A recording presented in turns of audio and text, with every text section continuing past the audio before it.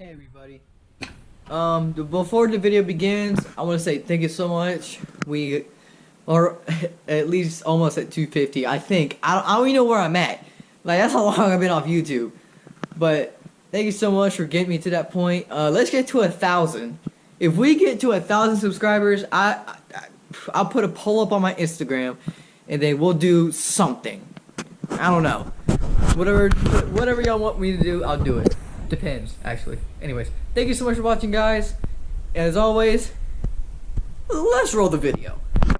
What is going on, everybody? As you can tell by the title of this video, we're going to be talking about the 13 Fishing Defy Black. The 2020 version. Not the old version, but the new version with the black grips. Let's go.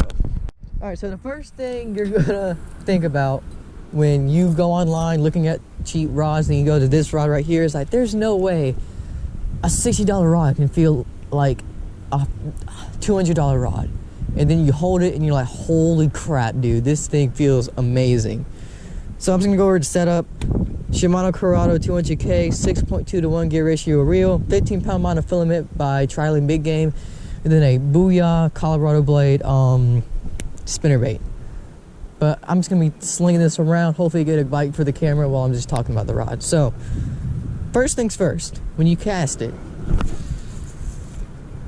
that was pretty because of me, but it doesn't feel like a $60 rod. It feels more like $100, $120, maybe $150 rod. I'll go crazy on y'all.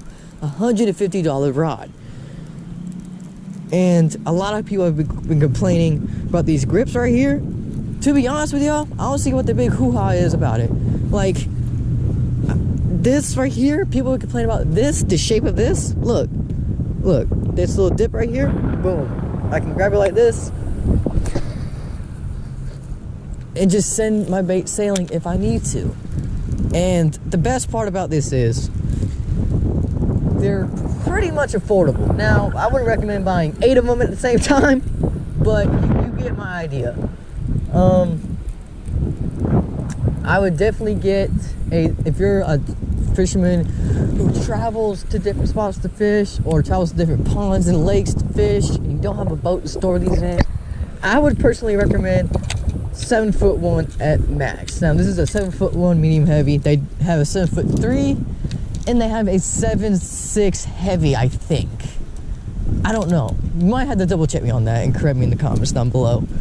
But this, we're just gonna go from the butt end to this. So here we go. I lost my train of thought.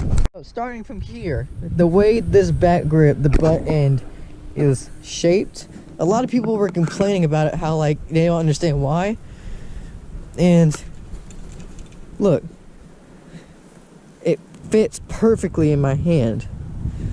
I'm not having to like, struggle to keep my hand on here, so if my hand slips, I backlash, and you know how that goes. When it comes to the foam itself, I actually like that the foam's a little bit more tough, because I've had foam grips where they just deteriorate over time and then get waterlogged and all that. So far, I've gotten this rod pretty much soaking wet, haven't much complaints about it. And my favorite feature on this, one of my favorite features about this rod, is this right here. Now, if you paid attention to any of the old-fashioned rods at all, this right here, the threads would always be exposed. So when you're, say this is a jig for example, when you're jigging, this would be exposed. So you can only do this for so long until your finger gets raw, and then it just, your finger just gets ate alive. But with this foam right here, when I'm throwing a jig or a Texas rig or a big worm, that is one less thing I have to worry about. And I personally don't see the big deal about the grips. I mean, I feel like grip on a rod is important, but when it comes to a $60 rod, I mean, you're not having to really ask for too much. The next thing, the weight of the rod itself. Not including the reel and the bait and the line and all the stuff I have on this rod. This rod, it didn't feel like $60 rod. I almost asked the people at Dick's Sporting Goods, where I got this from, if they put the wrong freaking price tag on this thing. It just didn't feel right, you know? It's kind of like looking at looking at something that looks like it should be stupid expensive. I just got my spinnerbait in a tree. And then you like pick it up or look at it or like you do research on it. You're like, there's no way this thing is like this cheap, you know? It's just, I really like this rod. Not only is it light, but it's got enough backbone in it to where if I really gotta hoist the fish out of some semi thick cover, I can do so with ease. Now, I'm also gonna talk about my overall opinion on this rod, and here it is. If you're wanting to upgrade from the cheap $30 rods, $40 rods to more quality, this is it. And I don't know how else to say this, but I wish I had more of these. I mean, I haven't had one complaint about any of the eyelets. All the eyelets are intact. The rod is solid as stone. And personally, this is a good all-around rod. Gives you an extra inch to cast, but also has enough backbone in it to where if you need to hoist the fish out of heavy cover, you can. And so, the baits I would prefer to use for this rod if you're thinking about getting this rod, this particular model of rod, is definitely jigs, for sure, and spinnerbaits. Hence, that's what I'm throwing. But, jigs, spinnerbaits, shoot, even buzzbaits would do phenomenal on this rod. And then you have, your Texas rigs. I've seen fish just explode on something over there. And then you have a flipping setup. For flipping, I wouldn't recommend this 7-1.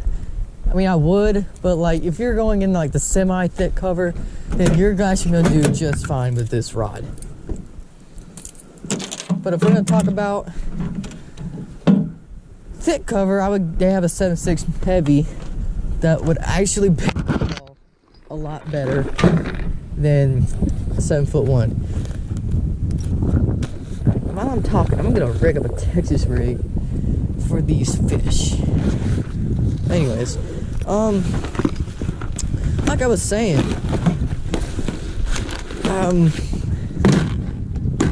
do you need a super expensive rod to fish? You really don't, but I like a semi-expensive quality rod, and this fits that description perfectly. And just to prove to you guys that you can fish a Texas rig on it, I'm going to tie on a Texas rig right now. So, that's my overall opinion on the rod. I would get a lot of these. It doesn't feel like a $60 rod. The grips are amazing on it. The backbone's incredible. It doesn't even feel like a 13 fishing rod. It feels, I would compare it to like a Lew's rod. Like it competes with like a very quality high-end Lew's rod. I know this review's been all over the place. I don't know if this will help you guys or not, but if it did, cool, like the video. And I can't end a rod review or a tackle review without catching a bass. So we're gonna bushwhack it over to where I call that fish bust, so we're gonna catch us a bass. So here we go.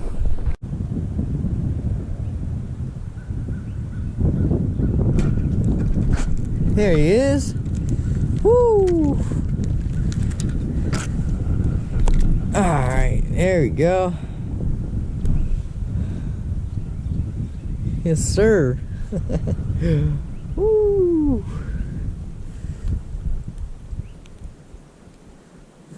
Where's your little girlfriend at, buddy?